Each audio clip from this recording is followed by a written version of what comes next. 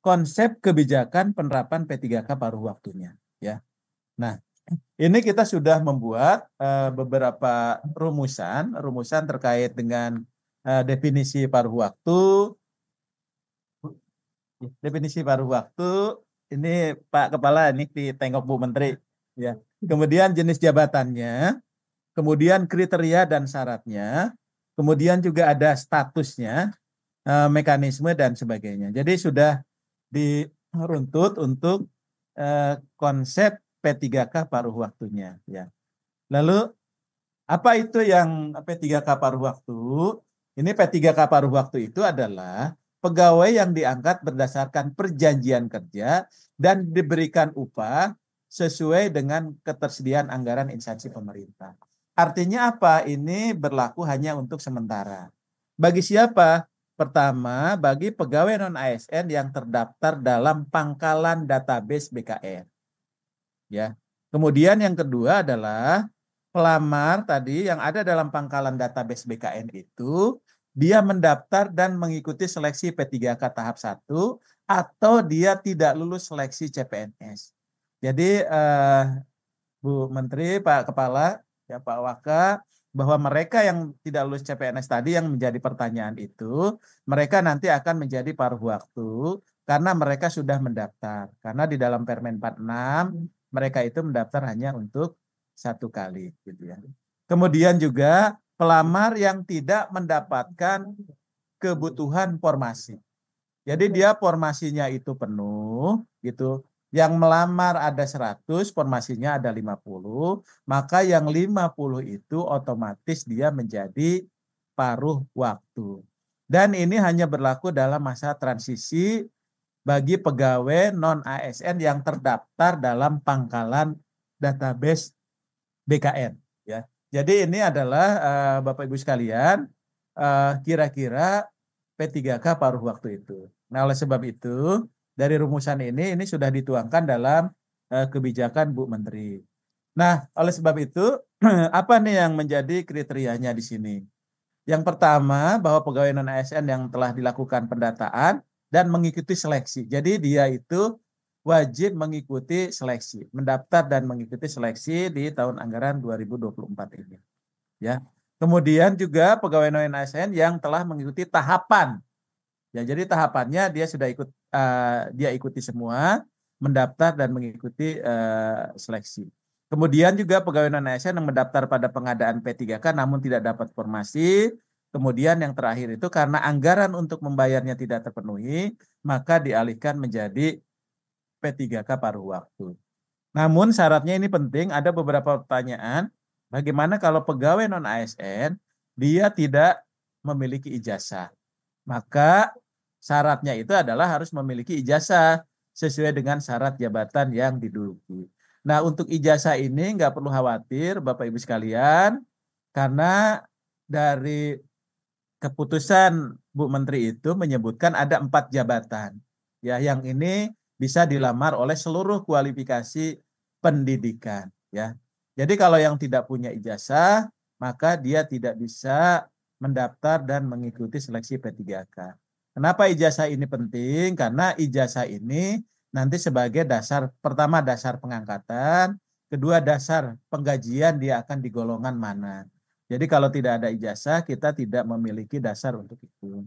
Kemudian syaratnya juga adalah terdata dalam database BKN, ya, dan memiliki tadi masa kerja 2 tahun, ya, pada saat seleksi ASN 2024. Jadi rata-rata kalau di dalam database BKN itu, maka dia seharusnya sudah memenuhi syarat. Dan yang ketiga itu adalah mendaftar dan telah mengikuti seleksi di tahun 2024. Nah, oleh sebab itu ada mekanismenya nanti bahwa usulan penetapan kebutuhan sebagai dasar pengajuan, ya, nomor identitas nomor identitas ASN kemarin yang kita sepakati itu ke BKN. Kemudian ada masa perjanjian kerja ditetapkan 1 tahun, itu yang dituangkan dalam perjanjian kerja sampai dengan diangkat menjadi P3K. Kemudian Bapak Ibu sekalian, maka usulan ini menjadi penting ketika sudah selesai seleksinya, maka nanti dalam hal pegawai yang terdaftar dalam pangkalan database pegawai non ASN pada BKN ini telah diangkat menjadi paruh waktu, kemudian instansi bisa mengusulkan menjadi PPPK dengan pertimbangan ketersediaan anggaran dan hasil penilaian kinerjanya. Ya. Jadi artinya nanti teman-teman tadi yang sudah menjadi paruh waktu itu bisa menjadi P3K tanpa melalui seleksi. Dan juga tidak lagi mengusulkan nomor identitas ASN, karena nomor identitas ASN-nya itu sudah melekat ketika dia menjadi P3K paruh waktu. Nah, oleh sebab itu, di sini kalau kita lihat berarti dia sudah ditetapkan sebagai pegawai, kemudian diberikan nomor identitas ASN, maka PPK itu tidak perlu lagi mengusulkan NIP, ya, nomor identitas ASN-nya, karena dia sudah melekat sebelumnya. Ya, jadi nanti Bu Menteri Pan-RB itu akan menetapkan rincian kebutuhannya di instansi pemerintahnya. Kemudian nanti PPK itu bisa langsung menetapkan pengangkatan P3K-nya. Jadi artinya ini ada yang dipotong Bu Menteri tahapannya.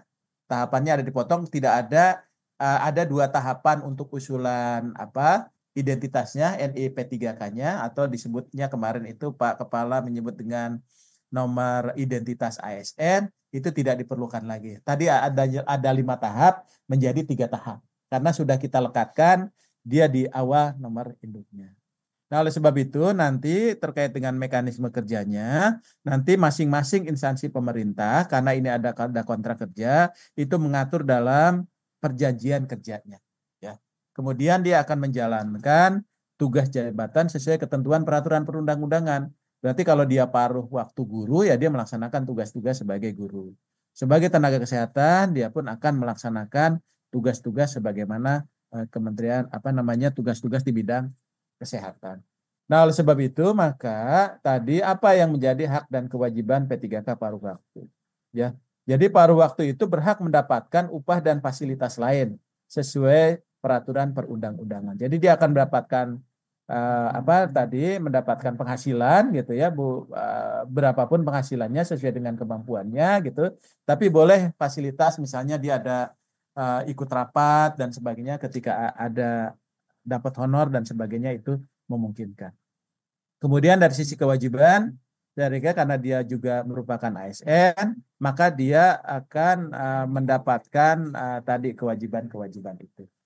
Nah, kemudian nanti dari aspek penghasilan untuk paruh waktu itu diberikan paling sedikit ya, sesuai dengan besaran yang diterima ketika menjadi non ASN ya, atau sesuai dengan upah minimum yang berlaku di wilayah itu ya. Kemudian sumber pendanaannya bisa berasal dari selain belanja pegawai.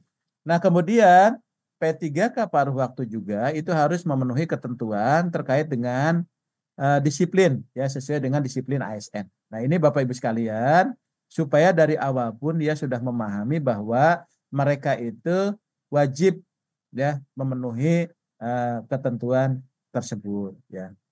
Nah, demikian barangkali Pak Kepala beberapa hal yang kami sampaikan kepada Bapak Ibu sekalian terkait dengan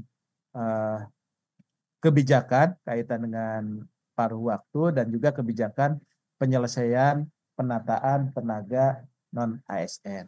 Ya. Barangkali itu Bapak Ibu sekalian, Pak Kepala, Pak Wakil, Pak Deputi, gitu. Tadi kebetulan Bu Menteri juga menyimak, barusan beliau juga di sini menyimak diskusi kita di pagi ini. Nanti saya akan sampaikan apa Bu Menteri berkenan untuk menyapa Bapak Ibu sekalian. Ya. Demikian, terima kasih. Assalamualaikum warahmatullahi wabarakatuh.